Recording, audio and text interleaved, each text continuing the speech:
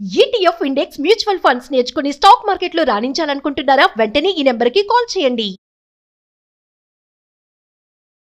నమస్తే, welcome back to Suman TV. నేను మీ సంజయ్. ఈ రోజు మనతో పాటు ఉన్నారు గ్రీన్ కార్డ్ ఎక్స్పర్ట్ మరియు immigration law consultant advocate Aditya Mallila గారు. సార్తో మాట్లాడి కొన్ని విషయాలు తెలుసుకుందాం.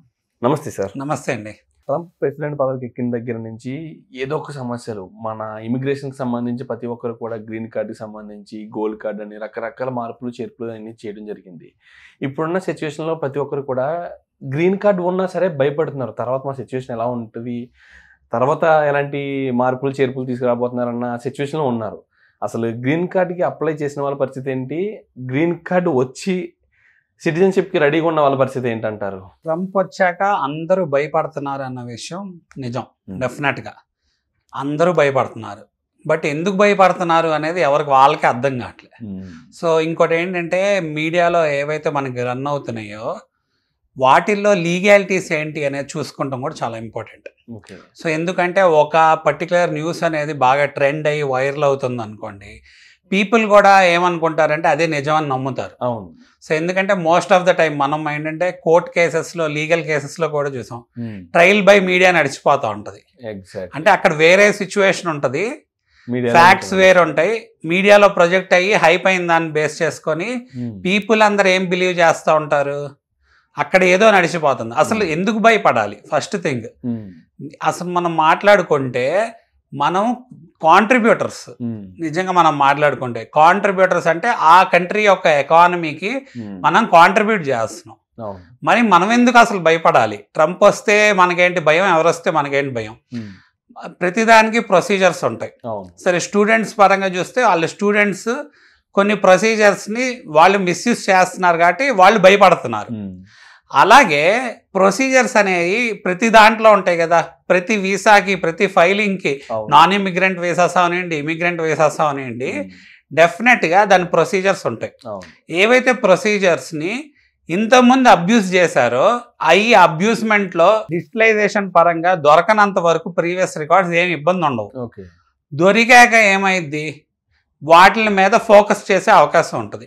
ఇప్పుడు ట్రంప్ ఎజెండా ఏంటి, ఆయన పవర్లోకి వచ్చిన ఎజెండా కూడా ఏవైతే ఇల్లీగల్ యాక్టివిటీస్ జరుగుతున్నాయో అవి, ఆ ఇల్లీగల్ ఇమిగ్రేషన్ అనే ఆస్పెక్ట్ అనేది, ఇమిగ్రేషన్ అనేది చాలా పెద్ద వాస్ట్ సబ్జెక్ట్. ఇల్లీగల్ ఇమిగ్రేషన్ అనే ఫోకస్ బేస్ చేసుకొని ఆయన ఆ ఎజెండాని బేస్ చేసుకొని పవర్లోకి వస్తాం జరిగింది. లాస్ట్ టైం కూడా అదే పవర్లోకి వచ్చాడు. బట్ ఏంటంటే వచ్చాక ఇప్పుడున్నంత అగ్రెసివ్గా అప్పుడు కూడా ఉన్నారు, కానీ ఇంత అగ్రెసివ్గా ఉన్నారా అంటే లేరు అప్పుడు. ఇప్పుడు ఏంటంటే ఆయన లాస్ట్ టర్మ్, ఈ టర్మ్లో ఇంకా అగ్రెసివ్గా ఉన్నారు. ప్లస్ ఏంటంటే అప్పుడు పరిస్థితులు వేరు, రెసెషన్ పరంగా కానీ జాబ్స్ పరంగా కానీ అప్పటికంటే ఇప్పుడు సినారియో ఇంకా వర్స్ట్ ఉంది. ఇప్పుడు కంట్రీని ఏంటంటే నెక్స్ట్ లెవెల్లో పోర్ట్ఫోలియో అనేది, కంట్రీ యొక్క పోర్ట్ఫోలియో ఎక్కడ ఆగిపోయింది, డెవలప్మెంట్ లెవెల్ ఇంకా నెక్స్ట్ స్టేజ్కి ఎలా తీసుకెళ్ళాలి అన్న దాని మీద ఫోకస్ ఉంది. సో గ్రీన్ కార్డ్ హోల్డర్స్ పరంగా మనం చూసుకుంటే ఎవరు భయపడాల్సిన అవసరం అయితే లేదు. ఈ గ్రీన్ కార్డ్ అంటే ఏంటి మనం క్లియర్గా అర్థం చేసుకోవాల్సింది ఏంటంటే, గ్రీన్ కార్డ్ అంటేనే ఒక పర్మనెంట్ రెసిడెన్సీ కార్డ్ అనమాట. అంటే అది ఒక లీగల్ స్టేటస్ ఇస్తుంది మనకి, పర్మనెంట్గా మన యూఎస్లో ఉండటానికి. కాకపోతే మనం అర్థం చేసుకోవాల్సింది ఏంటి, గ్రీన్ కార్డుకి కూడా లిమిటేషన్స్ ఉంటాయి కదా. లిమిటేషన్స్ అంటే ఏ పరంగా లిమిటేషన్స్? మనం సిటిజన్స్ కాదు, గ్రీన్ కార్డ్ హోల్డర్స్ సిటిజన్స్ అయితే కాదు, అంటే పౌరసత్వం ఉన్నాళ్ళు కాదు. సో పౌరసత్వం ఉన్నాళ్ళు గ్రీన్ కార్డు ఉంటేనే వాళ్ళకి పౌరసత్వం వస్తుంది. ఆబ్వియస్. అంటే ఎగ్జాక్ట్లీ ఇప్పుడు ఈ గ్రీన్ కార్డ్ హోల్డర్స్ కూడా ఏమన్నా ట్రంప్ మళ్ళీ మార్పులు చేర్పులు తీసుకొచ్చి సిటిజన్షిప్కి ఏమన్నా ఇబ్బంది అవుతుందేమో అని చెప్పి భయపడుతూ ఉన్నారు. కాదు అంటే ఆ నామ్స్ ఏంటంటారు? సో ఏం జరుగుతుంది అంటే, గ్రీన్ కార్డ్ హోల్డర్స్ కూడా గ్రీన్ కార్డ్ ఒక స్టేటస్ని మిస్యూజ్ చేస్తున్నారు అనేది వాళ్ళు అక్కడ ఐడెంటిఫై చేస్తున్నారు. ఇప్పుడు ఇన్ని చేంజెస్ జరుగుతున్నప్పుడు ఒక చేంజ్ వల్ల ఇంకో చేంజ్, మిగతా చేంజెస్ కూడా వస్తున్నాయి. అంటే వాళ్ళు ఒక ప్రొసీజర్స్ ఫాలో అయ్యేప్పుడు, స్ట్రీమ్ లైనింగ్ ఆఫ్ సిస్టమ్ చేస్తున్నప్పుడు మిగతా ఆస్పెక్ట్స్ కూడా లైమ్ లైట్లోకి వచ్చే అవకాశం ఉంటుంది. సో ఏమవుతుంది, గ్రీన్ కార్డ్ హోల్డర్స్ సిచ్యువేషన్లో ఇప్పుడు ఒక పర్టికులర్ కేసులో వెళ్ళి ఒక టెర్రరిజంకి రిలేటెడ్, లేకపోతే ఏంటంటే కంట్రీ యొక్క అగ్రెషన్ అంటే ఇంటర్నల్గా కానీ ఎక్స్టర్నల్గా కానీ అగ్రెషన్ రైజ్ చేసే ఆస్పెక్ట్లో ఒక గ్రీన్ కార్డ్ హోల్డర్ ఇన్వాల్వ్ అయ్యారు అనుకోండి, మరి వాళ్ళు దాన్ని లైట్గా తీసుకోరు కదా. ఎందుకంటే కంట్రీలో థ్రెట్ అనేది ఫామ్ అవుతుంది. అంటే నువ్వు కంట్రీని ఇన్ఫ్లుయెన్స్ చేస్తున్నావు, లేకపోతే ఇంపాక్ట్ చేస్తున్నావు. ఇప్పుడు గ్రీన్ కార్డ్ హోల్డర్ సిటిజన్ గా మారినప్పుడు తనకి రైట్స్ ఉంటాయి.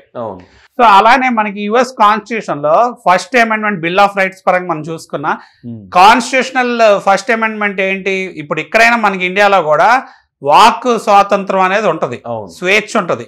స్వేచ్ఛ ఉంది కదా అని చెప్పి ఇష్టమైనట్టు ఏది పడితే అది మాట్లాడి పీస్ఫుల్ ప్రొటెస్ట్ చేయొచ్చు పీస్ఫుల్గా, లేకపోతే లీగల్గా నువ్వు ఏంటంటే ఒక రిప్రజెంటేషన్ ఇవ్వచ్చు రిటర్న్గా కానీ ఒక ప్రొసీజర్ వైజ్గా. బట్ ఇల్లీగల్ ఆస్పెక్ట్స్ అంటే ఏంటంటే ఇప్పుడు టెర్రరిస్ట్ గ్రూప్స్ని లేకపోతే స్పాన్సర్డ్ గ్రూప్స్ని అలాంటి వాటిని బయట నుంచి ఎంకరేజ్ చేస్తున్నారన్న ఫీలింగ్లో అక్కడ డిటర్మైన్ అయింది అనుకోండి, వాళ్ళ కంట్రీ యొక్క ఇంపార్టెన్స్ అంటే ప్రొటెక్ట్ చేయాలి, కంట్రీని ప్రొటెక్ట్ చేయాలన్న ఉద్దేశంతో వాళ్ళ ఇంటర్నల్ సెక్యూరిటీ పరంగా వాళ్ళు ఈ డెసిషన్ తీసుకునే అవకాశం ఉంది. సో రివోకేషన్ ఆఫ్ గ్రీన్ కార్డ్కి వెళ్ళినప్పుడు ఊరికే అలా స్లైట్ అవే అలా రివోక్ చేసేలేరు వాళ్ళవి కూడా గ్రీన్ కార్డ్స్, ఎందుకంటే కోర్టు కూడా వాటి మీద స్టే ఆర్డర్ ఇచ్చి ముందు పరిశీలించి ఏంటి నిజంగా వీళ్ళు పాల్గొన్నారా లేదా, అలా పాల్గొంటే నిజంగా వీళ్ళ యాక్ట్ ఏంటి అన్న దాన్ని బేస్ చేసుకొని రివోక్ చేసుకునే అవకాశం ఉంది. ఇంకోటి ఏంటి, గ్రీన్ కార్డ్ గురించి ఎప్పుడు మనం మాట్లాడినా స్టేటస్ ఆఫ్ గ్రీన్ కార్డ్ అనేది ఎప్పుడు లైమ్ లైట్ లోకి వస్తుంది, చాలా ఇంపార్టెంట్. గ్రీన్ కార్డ్ స్టేటస్ అంటే ఏంటి, ప్రతి 1 year లో ఎవ్రీ 6 months మీరు స్టేటస్ మినిమం మెయింటైన్ చేయాలి. గ్రీన్ కార్డ్ అంటే పర్మనెంట్ రెసిడెన్సీ. ఇప్పుడు మీరు ఎంటర్ అవ్వకుండా యుఎస్ 6 monthsకి ఒకసారి లేకపోతే ఉండకుండా మీరు గ్రీన్ కార్డ్ స్టేటస్ మెయింటైన్ చేయట్లేదు అనుకోండి, అసలు యూజ్ చేసుకోవట్లేదు అనుకోండి, ఆ గ్రీన్ కార్డ్ ఒక పర్పసే ఉపయోగపడట్లేదు అని అర్థం కదా. అంత మాత్రాన మీరు వేరే కంట్రీస్లో ఏ ఆపరేషన్స్ చేయకూడదని కాదు, మీ స్టేటస్ మెయింటైన్ చేసుకుంటా వేరే కంట్రీస్ లో మీ ఆపరేషన్స్ చేసుకోవచ్చు, ఇబ్బంది ఏమి ఉండదు. అసలు గ్రీన్ కార్డ్ అంటేనే ట్రావెల్ ఒక స్వేచ్ఛ వస్తుంది అనమాట. గ్రీన్ కార్డ్ ఉన్నాళ్ళు మనం సేమ్ EB5 వీసాలో కూడా చెప్పుకున్నాం కదా, ఫాస్ట్ గా గ్రీన్ కార్డ్ వచ్చింది. ఆ గ్రీన్ కార్డ్ ద్వారా మన అడ్వాంటేజ్ తీసుకోవచ్చు, ట్రావెల్ బెనిఫిట్స్ ఉంటాయి, ఫైనాన్షియల్ బెనిఫిట్స్ ఉంటాయి, ఎంప్లాయర్ మారచ్చు, ఇలా చాలా బెనిఫిట్స్ ఉంటాయి, ఫ్యామిలీ బెనిఫిట్స్ ఉంటాయి, అన్నీ ఉంటాయని, సిటిజన్షిప్ బెనిఫిట్స్ కూడా ఉంటాయి. మరి మనం చూసుకుంటే ఇప్పుడు గ్రీన్ కార్డు స్టేటస్ మెయింటైన్ చేయని వాళ్ళకు వచ్చే ఇబ్బంది ఏంటి, వాళ్ళు ముందే రీఎంట్రీ పర్మిట్ అనేది తీసుకోవాలి. రీఎంట్రీ పర్మిట్ అంటే నాకు మోర్ దెన్ 1 year పడుతుంది కంట్రీలోకి నేను మళ్ళీ రీఎంటర్ అయ్యేసరికి అన్నప్పుడు దానికి అప్ టు 2 years వరకు వ్యాలిడిటీ ఉండే అవకాశం ఉంది. మరి వాళ్ళ రీఎంట్రీ పర్మిట్ అనేది అప్లై చేసుకోకుండా గ్రీన్ కార్డ్ స్టేటస్ మెయింటైన్ చేయకుండా ప్లస్ ఏంటంటే గ్రీన్ కార్డ్లో మీరు ఏంటంటే ఓవరాల్గా ఇప్పుడు వేరే కంట్రీలో కూడా మీకు డబ్బులు వస్తున్నాయి అనుకోండి, ఇన్కమ్ ట్యాక్స్ పరంగా ఫైలింగ్స్ చేసి అవి చూపించాలి విత్ ఇన్ ద US. మరి అవన్నీ మీరు చేయనప్పుడు డెఫినెట్గా వాళ్ళు మీకు క్వశ్చన్ చేసే అవకాశం ఉంటుంది, లేదా పోర్ట్ ఆఫ్ ఎంట్రీ దగ్గర ఆపే అవకాశం ఉంటుంది. మనకేమవుతుంది, మన వాళ్ళు సిటిజన్స్ అయిపోయినాక పేరెంట్స్కి గ్రీన్ కార్డ్ ఫైల్ చేస్తారు. సరే పద్దాగా పేరెంట్స్ వెళ్ళి రావాలి అంటే జస్ట్ విజిట్ వీసా మీద కూడా వెళ్ళి రావచ్చు, బట్ గ్రీన్ కార్డ్ అయితే ట్రావెల్ ఫ్లెక్సిబుల్గా ఉంటుంది అని చెప్పి గ్రీన్ కార్డ్ ఆప్ట్ చేయడం జరిగింది. బట్ వాళ్ళు నిజంగా వెళ్ళాలంటే ఇప్పుడు 3-4 సార్లు వెళ్ళొచ్చాక వాళ్ళకి ఏం పెద్ద ఇంట్రెస్ట్ ఉండదు, ఏంటంటే US వెళ్ళిపోవాలి అని ఏవి అంత హ్యాపీగా ఫీల్ అవ్వరు. వాళ్ళ పిల్లల కోసం వెళ్తారు, లేకపోతే గ్రాండ్ చిల్డ్రన్ కోసం వెళ్తారు కేర్ టేక్ చేయడానికి. మరి వాళ్ళు ఎక్కువ రోజులు ఇక్కడ ఉండిపోయి స్టేటస్ మెయింటైన్ చేయలేదు అనుకోండి, లైక్ లెట్స్ ఓల్డ్ ఏజ్ వల్ల అవనండి, లేకపోతే వాళ్ళకి లాంగ్వేజ్ కూడా సరిగ్గా రాకపోవటం వల్ల అవనండి, అప్పుడు కొంచెం ట్రబుల్లో పడే అవకాశం ఉంటుంది కదా, క్లారిటీ మెయింటైన్ చేయనప్పుడు. అలాంటి సిచ్యువేషన్స్ అన్ని ఎప్పుడైతే లైమ్ లైట్ లోకి వచ్చినాయో అవి మీడియాలో హైలైట్ అయిపోయి ఎక్కువ ప్రొజెక్ట్ అయిపోయి అసలు గ్రీన్ కార్డ్ హోల్డర్స్ కూడా దిక్కులేదు అన్నట్టు ప్రొజెక్ట్ అవుతుంది. సో గ్రీన్ కార్డ్ హోల్డర్స్ అంటే మనకి ఇట్స్ హై ప్రివిలేజ్డ్ డెఫినెట్గా. ఇప్పుడు వాళ్ళు కూడా చెప్పేది ఏంటంటే అఫ్ కోర్స్ ఏంటంటే JD Vance కొన్ని స్టేట్మెంట్స్ చేశాడు, గ్రీన్ కార్డ్ హోల్డర్ ఏమి ఇక్కడ పర్మనెంట్గా ఉండటానికి లేదు అని చెప్పాడు. అంత మాత్రాన వాళ్ళ ఉద్దేశం అది రివోక్ చేసే రైట్ ఆయనకు ఉందా అంటే ఆయనకి లేదు, కోర్టు ఆపిందిగా. మరి రివోకేషన్స్ కొన్ని సిచ్యువేషన్స్ లో చేస్తారు, ఎలాంటి సిచ్యువేషన్స్ లో చేసే ప్రెసిడెంట్ కి కొన్ని రైట్స్ ఉంటాయి, ఆ రైట్స్ ఎగ్జిక్యూట్ చేసే అవకాశము ఏదన్నా కంట్రీకి సెక్యూరిటీ ఇష్యూస్ థ్రెట్స్ వచ్చినప్పుడు డెఫినెట్ గా ఉంటది, అవి ప్రూవ్ అయినప్పుడు. అంత మాత్రం అక్కడ వాళ్ళ ఉద్దేశం అంటే మీకు గ్రీన్ కార్డ్ ఇస్తుంది ఈ కంట్రీ, ఇచ్చినప్పుడు దాన్ని కరెక్ట్గా యూజ్ చేసుకోండి, అప్రాప్రియేట్గా యూజ్ చేసుకోండి. మీకు ఓటింగ్ రైట్స్ లేనప్పుడు మీరు కంట్రీ యొక్క ఇంటర్నల్ ఎలక్షన్ ప్యాటర్న్లో కూడా ఇన్ఫ్లుయెన్స్ చేసి నెగిటివ్గా ఇన్ఫ్లుయెన్స్ చేస్తే మరి అది కూడా ఇబ్బంది కదా మాకు అనేది వాళ్ళ ఇంటెన్షన్. మరి ఎక్కువ మంది డిఫరెంట్ కంట్రీస్ నుంచి ఉంటారు కదా, సో మనం ఏంటంటే దాన్ని రైట్ఫుల్గా ప్రొజెక్ట్ చేయాలి. సో గ్రీన్ కార్డ్ రావడానికి మనకు ఏమున్నాయి మార్గాలు అనేది కూడా మనం డిఫరెంట్ వీడియోస్లో ఇప్పుడు hundreds of వీడియోస్లో ఫాస్ట్గా రావడానికి ఉన్న మార్గాలు ఏంటనేది కూడా డిస్కస్ చేసుకోవడం జరిగింది.